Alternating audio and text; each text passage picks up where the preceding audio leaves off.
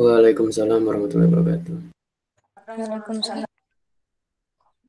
Oke, ini adalah pertemuan terakhir dan materinya sebenarnya sudah selesai sampai kemarin ya, karena materi terakhir adalah tentang algoritma penjadwalan proses dan kita sudah menyelesaikan 4 algoritma. Pastinya kalau kalian mau mencoba, nah itu nanti akan bisa menyelesaikan UTS dengan baik ya. Mungkin ini informasi terkait dengan UTS.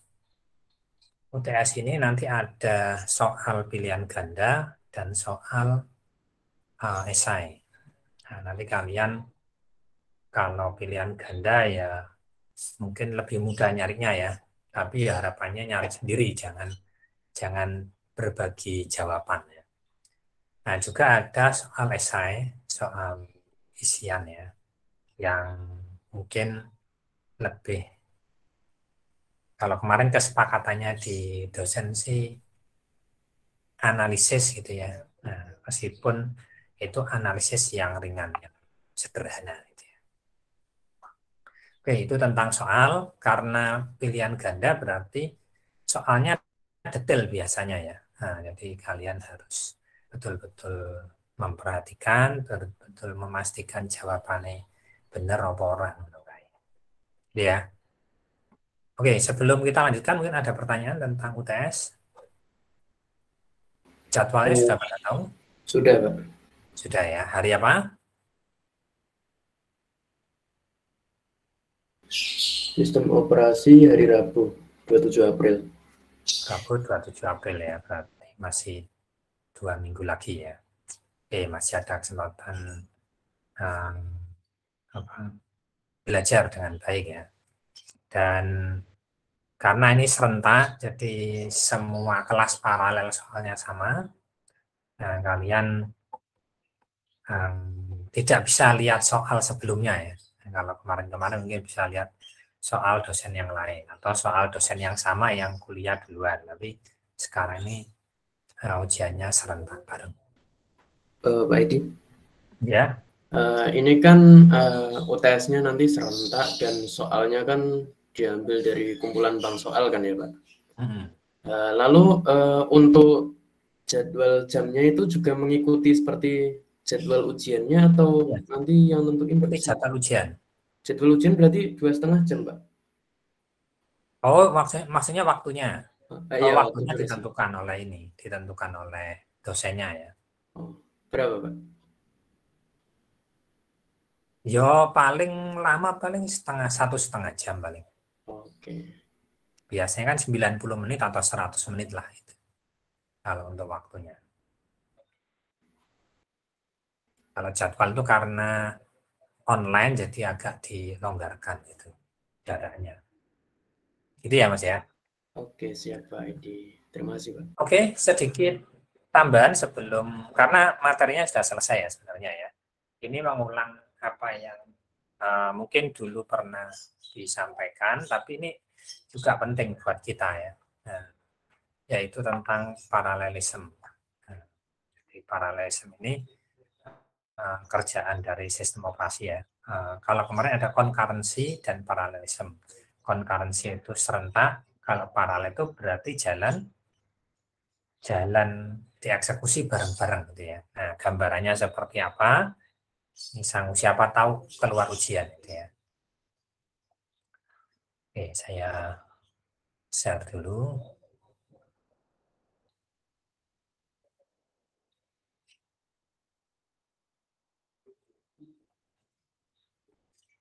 Oke, kalau komputer zaman dulu gitu ya, komputer zaman dulu itu mengerjakan pekerjaan itu dilakukan secara sekuensial, satu persatu berurutan. Kalau ada yang antri yo harus dikerjakan berikutnya gitu ya. Permisi, Nah, Pak Edi. ini gambaran ya analogi ya, tapi nanti kalau jawab paralelisme ya jangan pakai analogi ini, pakai komputer gitu ya. Kan kita sudah kenal ada job, nggak ada proses gitu ya. Nah, misalnya ini ada seorang karyawan, kalau ini digambarkan ya, seorang karyawan itu dia mau ngurusin, tapi kerjaan kantor juga harus selesai itu ya. Nah, kalau sekuensial, dia ngurusin dulu, yang waktu penyelesaiannya bisa cepat, bisa lama, tergantung berapa banyak uang yang dikeluarkan ya. Nah, jadi ketidakjelasannya tinggi gitu. Nah, terus ada kerjaan kantor. Setelah dia ngurusin, terus kerjakan kantor. Baru selesai. Tapi kalau pekerjaan kantor ini dia membutuhkan waktu yang banyak, misalnya butuh waktu 6 jam gitu ya, dikerjakan, sementara ngurusin itu mungkin nggak bisa 2 jam. Sementara jam kerjanya hanya 8 jam. Nah, maka pekerjaan kantornya dipastikan tidak akan selesai gitu ya. Ngurusin dari pagi sampai zuhur baru selesai gitu ya. Nah, sisanya tinggal 4 jam. 4 jam tidak bakal selesai mengerjakan pekerjaan yang 6 jam. Nah, maka kita bisa punya pilihan. Nah, bisa punya pilihan, dan ini perkembangan pemroses gitu ya. Nah, processing itu mengikuti ini gitu ya. Nah, di bahasan kemarin kita kenal ada concurrency. Nah, concurrency atau dikerjakan secara serentak. Nah, maksudnya serentak itu seperti apa? Nah, ini adalah Maaf, istilah. Pak, menyela Pak. Oke. Ini meet-nya belum di-record Pak. Gimana? Meet-nya belum di-record. Belum direkam. Meet-nya belum Enggak usah direkam. direkam, enggak apa-apa. Ini hanya tambahan aja ya penjelas kemarin ya. Oh iya Pak. Oke. Jadi tentang concurrency atau dikerjakan secara serentak itu ya. Jadi kalau di sini proses buat SIM kan itu ya. Di sini proses pekerjaan kantor. Nah, di sela-sela tahapan mengerjakan SIM ini kan ada jedanya nih. Ada jeda ya. Misalnya ada antri, misalnya daftar, antri gitu ya. Nanti apa nih? Tes kesehatan, antri kan itu ya. Jeda, bayar, antri. Terus penyerahan berkas, nah, terus nunggu kan itu ya. Foto sidik jari, nunggu lagi. Jadi antrinya banyak. Jadi waktu yang digunakan untuk membuat SIM ini sebenarnya bisa cepat kalau tidak ada antrian kan itu ya. Tapi karena antri jadi lama. Nah, maka di sela-sela antrian ini digunakan untuk mengerjakan pekerjaan kantor tadi gitu ya. Nah, ini namanya paralelisme. Jadi kalau di sini ibaratnya komputernya itu satu prosesor kan itu ya. Nah, ini orangnya itu hanya satu yang antrian itu ya. Dia mengerjakan tahapan-tahapan membuat SIM tapi juga mengerjakan pekerjaan-pekerjaan kantor itu ya. Nah, sehingga nanti terakhirnya dua pekerjaan ini bisa selesai dalam waktu yang relatif lebih cepat kan itu ya. Nah, ini konkuren. Nah, ini diterapkan juga di dalam komputer kita ya. Nah, kalau komputer kita itu single prosesor atau kalau komputer zaman dulu itu ya inilah Pentium gitu ya. Nah, Pentium itu masih belum ada core-nya ya. Nah, Pentium itu single prosesor. Nah, jadi dia bisa gantian mengerjakan pekerjaan gitu ya. Nah, dikerjakan pekerjaan A, terus A1, terus kerjakan B1, A2, B2 gitu ya, dan seterusnya. Nah, kenapa kok ada jeda-jeda dari pekerjaan ini? Ya karena memang biasanya proses itu kan selalu ada pekerjaan lain selain diproses ya. Nah, seperti misalnya kalau kita lihat di diagram state, itu ada waiting kan itu ya. Ada ternyata dia dikerjakan waktunya tertentu, pakai round robin kan itu ya. Nah, setelah 3 mili detik dia harus gantian. Nah, dia dikerjakan. Itu namanya konkuren, dikerjakan secara serentak. Nah, ini model yang pertama ya. Ini kalau zaman dulu sudah mulai dikembangkan di Windows 97 gitu ya, ke bawah itu. Nah, itu banyak menggunakan konkuren. Nah, dalam perkembangannya komputernya semakin canggih, prosesornya bisa banyak dalam satu komputer gitu ya. Nah, sehingga di sini dikasih dua pekerjaan, dua prosesor gitu ya. Nah, kalau sini pegawainya dua, jadi ada karyawan yang ngurus SIM. Nah, ngurus SIM ini tidak bisa diserahkan ke asisten gitu ya. Nah, maka dia urus sendiri. Nah, di sela-sela ngurus SIM, dia mengerjakan pekerjaan kantor. Tapi pekerjaan kantor tidak dikerjakan sendiri, dia juga dikerjakan oleh asistennya. Nah, kita lihat di sini pada saat yang bersamaan, di sini ini kan T-nya ya, ke sana T-nya. Pada saat yang bersamaan, dua proses ini dikerjakan bersamaan ya, dalam waktu yang sama. Nah, dua proses. Nah, itu dikerjakan, padahal dikerjakan oleh karyawan dan asisten. Kalau dikerjakan oleh karyawan, tak iso gitu ya, kan harus gantian. Tapi karena ini dikerjakan oleh asisten, oleh prosesor yang lain, maka bisa dikerjakan dalam waktu yang bersamaan. Nah, ini yang dimaksud dengan paralelisme gitu ya. Nah, ini menjadi komputer-komputer sekarang yang dual core gitu ya. Quad core, sekarang ada i3, i5, i7 gitu ya. Itu sudah ya kalau secara wujud prosesornya satu, tapi sebenarnya di dalamnya bisa memproses banyak proses ya. Sekali jalan ya. Nah, dalam waktu yang sama banyak proses yang bisa dikerjakan. Oke, ini gambarannya tentang paralelisme ya.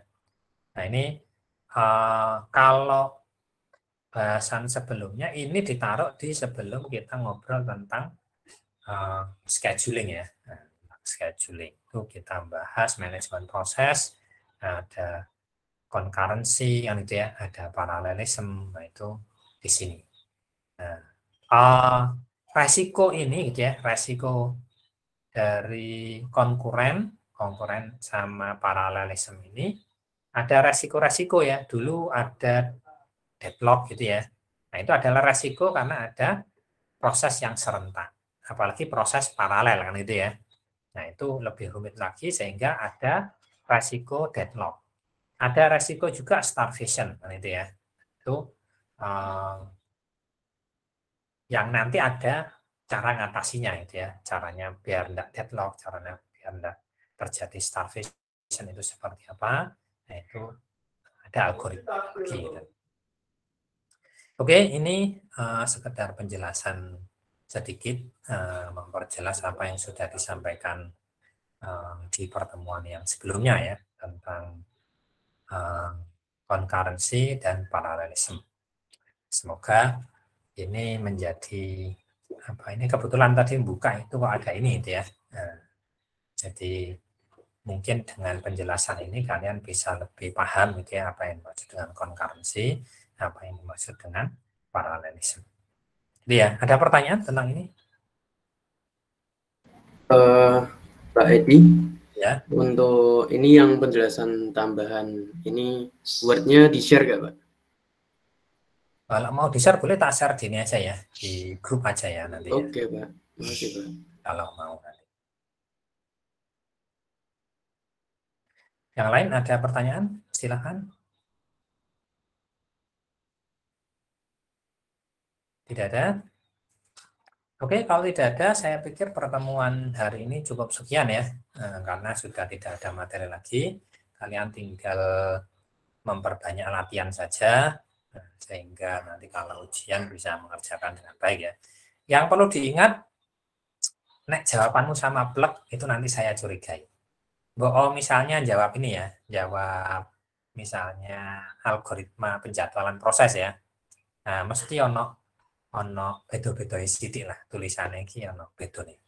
Jadi jangan ngepek koncone. Ya nek ngepek iki rada cerdas sithik kan itu ya. Pak Edi, saya izin bertanya, Pak. Oke, silakan. Saat membuat Gantt chart itu loh, Pak. Kalau dibuatnya langsung setiap ada perpindahan proses, tapi tidak perlu setiap time, nggak apa-apa, Pak? Nggak perlu time setiap time itu gimana? 1, 2, 3 gitu? Ya, misal time 0, 1, 2, 3, tapi misal perubahan prosesnya cuma di 0 time sampai 0, 3 gitu ya? Iya. Oh, boleh aja. Yang penting tepat aja gitu ya. Nek nulis 1, 2, 3-nya nggak ada kan nggak masalah. Misalnya kamu loncat-loncat sesuai prosesnya itu ya, itu boleh aja. Yang penting ya time-nya tepat gitu, jangan time-nya nggak tepat, kalau nggak tepat ya salah kan gitu ya. Oke, siap Pak. Oke. Masih. Oke, ada lagi yang tanya tentang ujian?